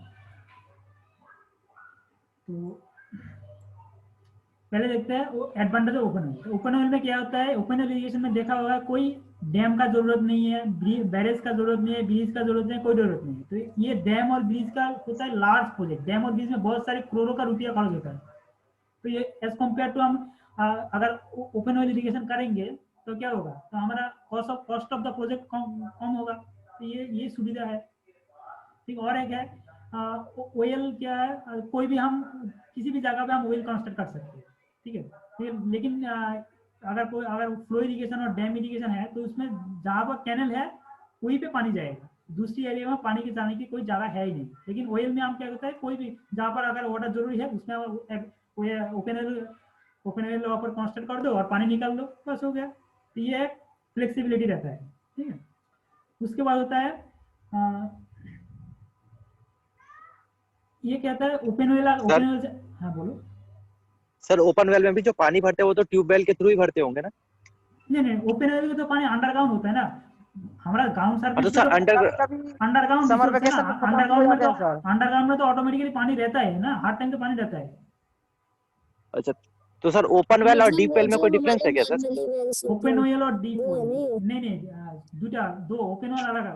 ओपन वेल का टू टाइप्स है, एक होता है शैलो ओपन वेल और डीप ओपन वेल। ठीक है, शेप और डीप ये वाटर सप्लाई में पढ़ा जाता है। कोई किसी का याद है? बता सकते हैं कि what is the difference between shallow well and deep well? Shallow well की जो डेप्थ होती है वो कम होती है, लेकिन डीप वेल की जो डेप्थ होती है वो काफी ज्यादा। ये तुम्हारा गलती है। सर वो ऊपर वाला जो सर एक इम्परवियस लेयर होती है जो हाँ, लेयर के ऊपर रहती है। Yes sir. शैलो में क्या होता है? शैलो में वाटर आता है होता फास्ट इम्परवियस लेयर से। ऊपर का जो लेयर है वाटर का लेवल उसी से आता है शैलो वेल का पानी। और डीप वेल का पानी आता है क्या आता है? सेकंड और थर्ड लेयर है, नीचे का जो इम्पैक्ट है इम्परवियस लेयर है जिससे पानी स्टोर होता है, उसी से जो पानी आता है उसे डीप वेल कहते हैं।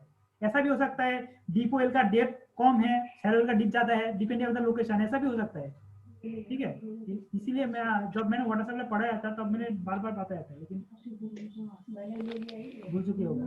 तो ये ध्यान में रखना, डेप्थ किसी कभी भी डेप्थ मत भरना, शैलो वेल या डीप वेल, ये बहुत ही कॉमन मिस्टेक है। और इंटरव्यू में इसी टाइप का क्वेश्चन पूछता है, कंफ्यूजिंग क्वेश्चन पूछता है, ये याद रखना, जरूरी याद रखना। ठीक है, तो शैलो वेल और शैलो यहाँ पर वो दो अलग बात है, क्योंकि मैं शैलो वेल भी नहीं पढ़ाऊंगा, डीप वेल नहीं, वो वाटर सप्लाई का पार्ट है। मैं यहाँ पर थोड़ा ओपन वेल और डीप वेल पढ़ाऊंगा। तो ओपन वेल और डीप ओपन वेल और ट्यूब वेल, तो ओपन वेल ट्यूब वेल दोनों ही अंडरग्राउंड से पानी आता है। ठीक है, जो भी वाटर टेबल है, ग्राउंड वाटर, जो भी ग्राउंड वाटर है वो ग्राउंड वाटर से पानी हम पंप के जरिए एग्रीकल्चर लैंड में पानी इरिगेट कर देते हैं।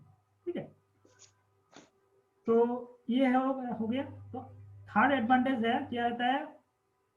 अगर किसी भी ओपन वेल से तुम पानी निकालोगे तो क्या होता है? वाटर टेबल थोड़ा घट जाता है। अगर वाटर टेबल नीचे आ जाएगा तो वाटर लॉगिंग का जो प्रॉब्लम रहता था फ्लो इरिगेशन में, वो प्रॉब्लम नहीं रहेगा। कि वाटर लॉगिंग तभी होता है जब वाटर टेबल ऊपर आ जाता है। ग्राउंड वाटर टेबल जब ऊपर आ जाता है तब भी वाटर लॉगिंग होता है, उसके अलावा वाटर लॉगिंग नहीं होता। तो अगर हम ग्राउंड वाटर से अगर पानी निकालेंगे तो ग्राउंड वाटर टेबल थोड़ा नीचे जाएगा, ग्राउंड वाटर लेवल का घट जाएगा। जब ग्राउंड वाटर लेवल घट जाएगा तब वाटर लॉगिंग का कोई प्रॉब्लम नहीं रहेगा। तो ये बहुत बड़ा मेजर एडवांटेज है ओपन वेल इरिगेशन का। और ओपन वेल और ट्यूब वेल दोनों, ओपन वेल इरिगेशन का एडवांटेज और ट्यूब वेल इरिगेशन का एडवांटेज थोड़ी बहुत सेम है, थोड़ा अलग, 2-3 पॉइंट अलग है, मैं बाद में बताऊंगा। ठीक है, तो ये दूसरी बात है, वाटर को हम इकोनॉमिकली यूज कर सकते हैं। ठीक है, फ्लो इरिगेशन में क्या होता है? फ्लड हो जाता है। ठीक है, कोई भी वाटर ज्यादा हो जाता है, कोई भी कम हो जाता है। लेकिन ट्यूब वेल इरिगेशन और ओपन वेल इरिगेशन में क्या होता है? अगर एक कल्टीवेटर का ये मेंटल कंडीशन के ऊपर डिपेंड करता है, क्योंकि अगर ये पर क्या होगा, जो फार्मर है वो क्या करता है, अपने पैसे से डीजल खरीद के उसके बाद पाम चला के वो पाम वाटर को लैंड में भेजेगा, तब क्या होता है उसको थोड़ा कॉस्ट का थोड़ा चिंता रहता है कि पानी अगर ज़्यादा दूंगा तो कॉस्ट भी ज़्यादा होगा, तो पानी का जो वेस्टेज है वो कम कर देता है। तो इसीलिए क्या होता है ओपन वाला ट्यूब इरिगेशन में क्या होता है पानी का ऑप्टिमम यूटिलाइजेशन होता है, लेकिन फ्लो इरिगेशन में ऐसा नहीं होता। फ्लो इरिगेशन में क्या होता है एक जमीन है, एक साइड से फ्लो ग्राउंड के ऊपर से फ्लो हो रहा है, कभी कहाँ पर फ्लड हो रहा है, कभी कहाँ पर पानी आ नहीं रहा है, तो उसका प्रॉब्लम रहता है। लेकिन ओपन ऑयल और ट्यूब इरिगेशन में वाटर का ऑप्टिमम यूज होता है, ठीक है। तो वाटर वेस्टेज का जो प्रॉब्लम है वो इसमें नहीं रहता ज़्यादा, ठीक है। उसके बाद आता है क्या है, ये जो ओपन वाले ट्यूब इरिगेशन वो अपने हिसाब से चला सकते हैं। जब किसी फार्मर को जब मन करेगा तब चलाएगा, जब भी जरूरत होगा उसी हिसाब से जरूरत होगा। लेकिन कैनल और फ्लो इरिगेशन में क्या होता है, कैनल और फ्लो इरिगेशन में क्या होता है, जब भी वो गवर्नमेंट का ऊपर डिपेंड करता है। गवर्नमेंट मतलब जो भी मैनेजमेंट का है, जो भी कैनल मैनेजमेंट है, जो भी रिस्पॉन्सिबिलिटी इसके पास रहता है उसके ऊपर डिपेंड करता है। तो क्या होता है फार्मर पहले उसी को फोन करेगा जो कैनल मैनेजमेंट में है, वो कैनल में अगर वो पानी वहाँ पर पानी भेजेगा तब भी पानी मिलेगा, तो यहाँ पर बहुत सारा गैप रह जाता है। लेकिन ट्यूबवेल और ओपन वेल में क्या होता है, फार्मर का जब भी जरूरत है अगर पंप लगा दो उसके बाद पानी निकल आएगा, जब भी जरूरत है तब भी चला सकता है। ये थोड़ा फ्लेक्सिबिलिटी रहता है,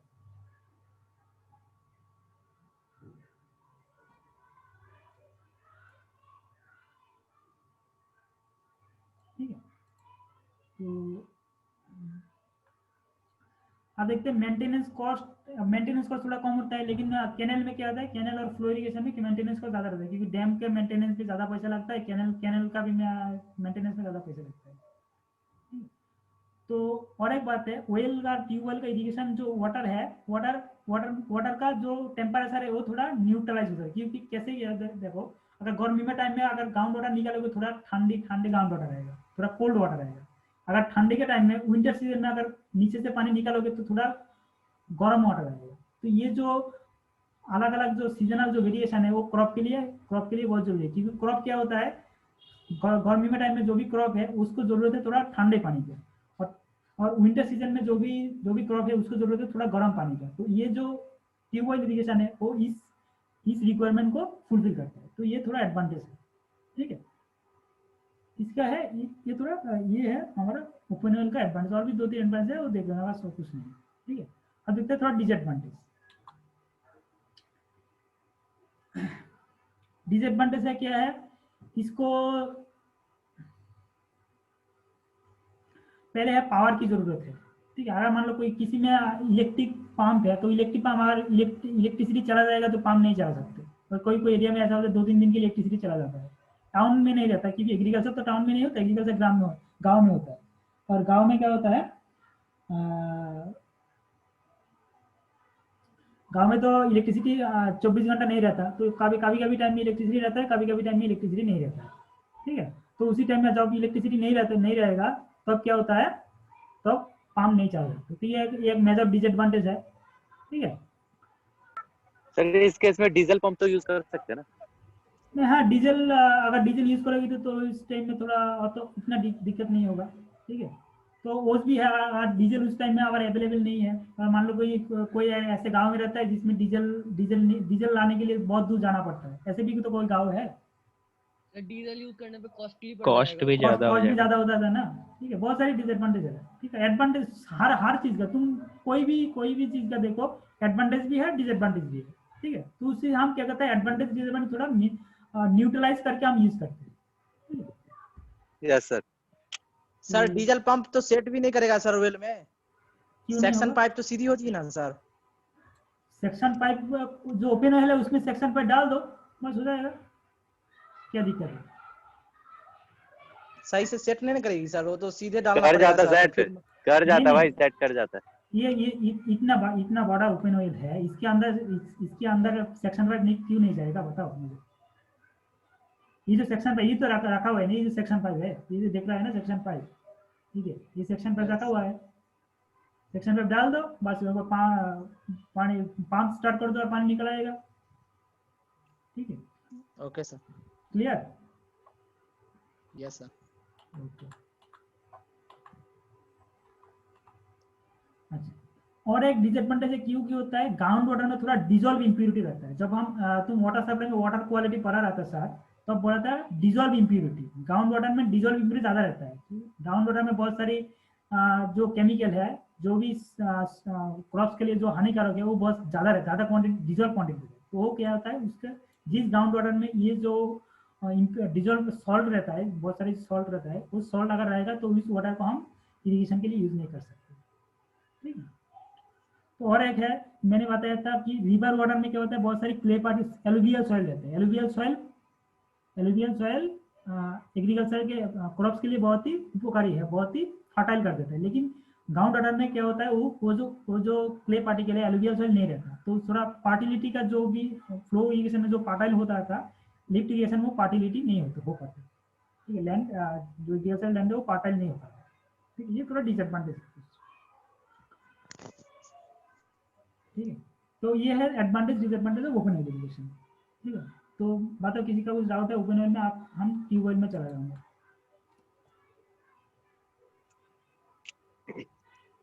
नो सर, कोई डाउट नहीं।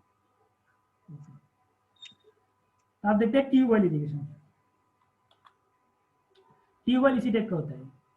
ठीक है, ट्यूबवेल एक छोटा डायमीटर का पाइप है, जो उसको बहुत मिट्टी के अंदर खोद के, ओपन वेल में डायमीटर बड़ा होता है। ठीक है, ओपन वेल में ओपन रहता है, बारिश का पानी आता है। लेकिन ट्यूबवेल में क्या होता है, पूरा का क्लोज पाइप है, इनक्लोज पाइप। ठीक है, उस मान लो एक सेक्शन पाइप है, बहुत लंबा एक सेक्शन पाइप, जो ग्राउंड मिट्टी के नीचे कंस्ट्रक्ट कर देता है, नीचे बिल्कुल एकदम ग्राउंड सरफेस के नीचे जहाँ पर वाटर है, वाटर बियरिंग स्टेटम है, वो वहाँ पर चला जाता है। ठीक है, तो उसी से उस सेक्शन पाइप से मोटर और डीजल पंप और इलेक्ट्रिकल पंप जो भी है वो कनेक्ट कर देता है। उसके बाद वो स्टार्ट करने से पानी ऐसे निकल आता है। ठीक है, तो इसी टाइप का तो पानी आवाज जिसका गाँव में घर है वो तो देख चुके हैं। ठीक है, तो डिफरेंस क्या है, ओपन वेल पानी में, ओपन वेल लार्ज डायमीटर है, उसमें सेक्शन पाइप डालना पड़ता है। और इसमें क्या होता है, ऑटोमेटिकली सेक्शन पाइप ही रहता है। सेक्शन पाइप बहुत लंबा जाता है, लंबा नीचे बहुत सारी डेप्थ, बहुत ज़्यादा डेप्थ में जाता है। ठीक है, उसके बाद उसको पंप के कनेक्ट करके पानी निकला। और एक डिफरेंस है क्या, ओपन वेल ज़्यादा डेप्थ तक नहीं कंस्ट्रक्ट करता। लेकिन ट्यूबवेल में क्या होता है, ट्यूबवेल में एज ए डायमीटर छोटा रहता है, तो वो बहुत डेप्थ, इवन 100 मीटर डेप्थ तक ट्यूबवेल का डेप्थ हो सकता है। ठीक है, बहुत सारी एरिया में, जिस एरिया में ग्राउंड वाटर टेबल बहुत नीचे है, जैसे मैंने बताया हरियाणा पंजाब में है। ठीक है, हरियाणा पंजाब और साउथ में की बहुत है, जिसमें ग्राउंड वाटर टेबल बहुत नीचे है, तो उसमें ओपन वेल कंस्ट्रक्ट करना बहुत ही कॉस्टली हुआ और हो भी नहीं सकती, क्योंकि इतना नीचे जाकर इतना बड़ा कंस्ट्रक्ट करना बहुत ही दिक्कत होता है और बहुत ही कॉस्ट इफेक्टिव है, और टेक्नोलॉजी पॉसिबल भी नहीं हो सकता इतना ज़्यादा। तो उसमें क्या होता है, उसमें ट्यूबवेल कंस्ट्रक्ट कर देता है। ठीक है, तो इसी टाइप का होता है ट्यूबवेल।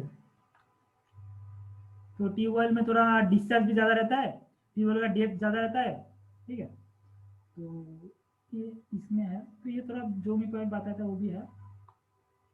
एडवांटेज सेम, ट्यूबवेल का एडवांटेज और डिसएडवांटेज सेम ही होता है। ओपन वेल और ट्यूबवेल का एडवांटेज लगभग सेम है, ज़्यादा अलग नहीं है। इसमें क्या होता है, ओपन वेल का पानी जो आता है ना, वो जनरली मिनिमम 5 इम्परवियस लेयर से आता है। मैक्सिमम जो ओपन वेल है वो शैलो वेल होता है। ठीक है, 5 इम्परवियस लेयर से आता है। तो उसमें इसी की वजह से क्या होता है, उसमें उस पानी का क्वालिटी थोड़ा कम होता है। लेकिन ट्यूबवेल का पानी का क्वालिटी अच्छा क्वालिटी पानी होता है, क्योंकि ट्यूबवेल का पानी अगर डायरेक्टली पी सकते हैं विदाउट एनी ट्रीटमेंट। गांव में ऐसा होता है, गांव में कोई ट्रीटमेंट प्लांट नहीं रहता है। गांव में लोग क्या होता है, पानी पीने के लिए ट्यूबवेल से डायरेक्टली पानी निकल के वो पी जाता है, क्योंकि ट्यूबवेल का पानी इतना अच्छा होता है। ठीक है, तो और एक बात है इसको ट्यूबवेल में क्या होता है, पानी का डिस्चार्ज ज़्यादा रहता है। क्यों डिस्चार्ज रहता है, क्योंकि ट्यूबवेल क्या होता है, 2-3 लेयर से पानी कलेक्ट करता है। ओपन वेल क्या होता है, पहले लेयर से पानी कनेक्ट मैक्सिमम ओपन।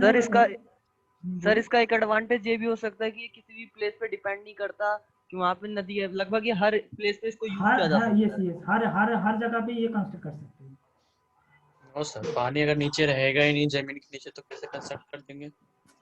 पानी ग्राउंड वाटर हर जगह होता है, ऑलमोस्ट तो होता ही है यार। बाकी अगर वैसे कोई प्लेसेस है तो वहाँ पे नहीं, ऑलमोस्ट तुम हर जगह पे ओपन वेल नहीं कंस्ट्रक्ट करते। ओपन वेल कंस्ट्रक्ट करने के लिए तुम्हें वाटर लेवल का ऊपर होना बहुत जरूरी है। लेकिन अगर ट्यूबवेल के तुम अगर वाटर टेबल ज्यादा नीचे है तब भी तुम ट्यूबवेल कंस्ट्रक्ट कर सकते हो, क्योंकि ट्यूबवेल मैंने ये तो बताया था ट्यूबवेल का डेप्थ जनरली 70 to 100 मीटर तक हो सकता है, लेकिन ओपन वेल का डेप्थ जनरली 20 और 30 मीटर तक हो सकता है, उससे ज्यादा नहीं हो सकता, क्योंकि कंस्ट्रक्ट करना दिक्कत होता है। ये एडवांटेज है। क्लियर? Yes sir. तो डेजर्ट में भी होता है सर अंडरग्राउंड वाटर? डेजर्ट में कैनाल बने होते हैं ना वहाँ तो। डेजर्ट में जनरली कैनाल होता है, क्योंकि ट्यूबवेल का क्योंकि इतना नीचे जाकर पानी, अगर पानी मिल गया तो पानी की ट्यूबवेल अगर खोद दिया तो पानी नहीं आएगा, तो ट्यूबवेल खोदने का क्या मतलब है? मान लो कुछ टाइम के लिए पानी आता है, कोई भी ट्यूबवेल ऐसा होता है जिसमें कुछ टाइम के लिए पानी आता है और कुछ टाइम तक पानी नहीं आता, ठीक है? तो इसका एक रीजन है, वहाँ पर क्या होता है, पास्ट एक्वीफर, कोई नाम सुना है? एक्वीफर कोई पढ़ा है? पता है एक्वीफर क्या है? एक्वीफर पता है? सर एक्वीफर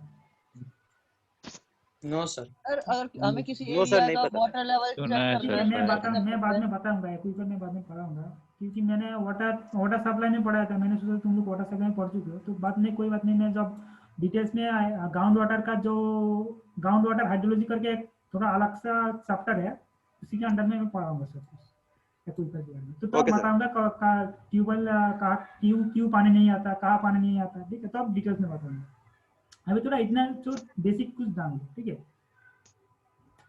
और सबसे बड़ी बात है, ये जरा एडवांटेज डिसएडवांटेज ये एग्जाम में मैक्सिमम आता है, अगर कोई एग्जामिनर अगर क्वेश्चन करेगा, वो थोड़ा इजी क्वेश्चन करना चाहता है तो ये क्वेश्चन देगा, और कोई एग्जामिनर कोई टफ क्वेश्चन करना चाहता है तो थोड़ा अलग टाइप का देगा, तो मैक्सिमम इजी क्वेश्चन ही होता है।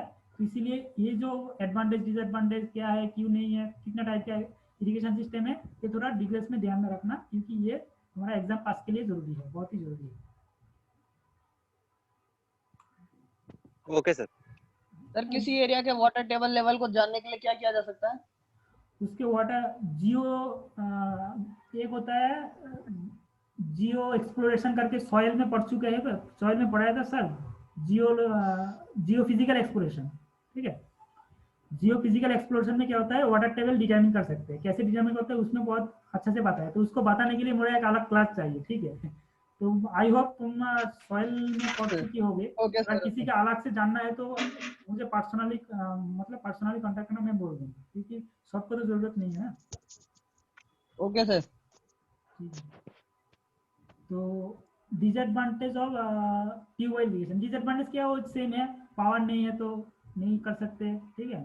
अगर वाटर इसमें डिसएडवांटेज है, वाटर टेबल बहुत ही वेरिएबल है, ठीक है? वाटर टेबल अगर स्टेबल रहता है तो कांस्टेंट पानी आ जाएगा, वाटर टेबल वेरी आएगा, किसी भी टाइम में वाटर टेबल बहुत ऊपर है और किसी भी टाइम में वाटर टेबल बहुत नीचे है, तब भी इसको ट्यूबवेल इरिगेशन में थोड़ा दिक्कत आता है, ठीक है?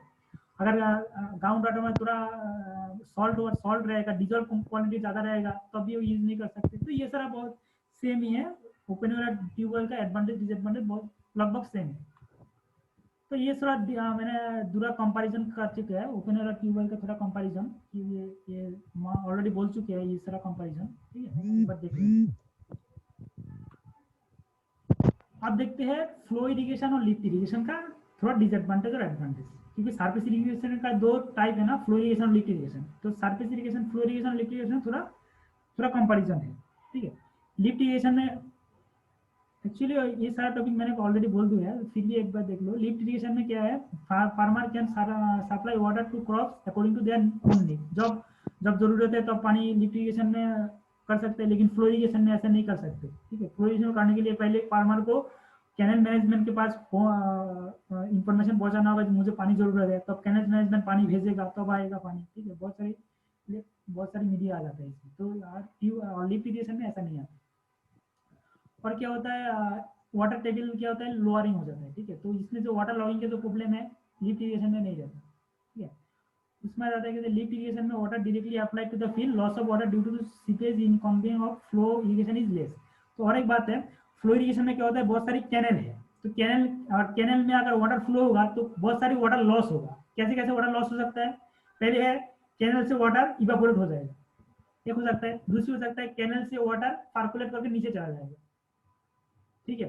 तीसरी हो सकता है, क्या होता है, कैनल में अगर कैनल का जो साइड है वो वाटर, कैनल का जो भी साइड है, आसपास का जो साइड है, उस एरिया है वो उस एरिया में थोड़ा सीपेज होकर नीचे पानी बह जाता है, तो इसी टाइप का बहुत सारी कैनल में वाटर लॉस होता है। लेकिन लिफ्ट इरिगेशन में क्या होता है, डायरेक्टली मिट्टी से पानी डायरेक्टली ग्राउंड वाटर से पानी निकाल के इरिगेशन लाइन में भेज देता है, तो उसमें लॉस का कोई चांस है ही नहीं। सर ये क्लास एंड होने वाली है, दोबारा क्लास स्टार्ट नहीं, होगी?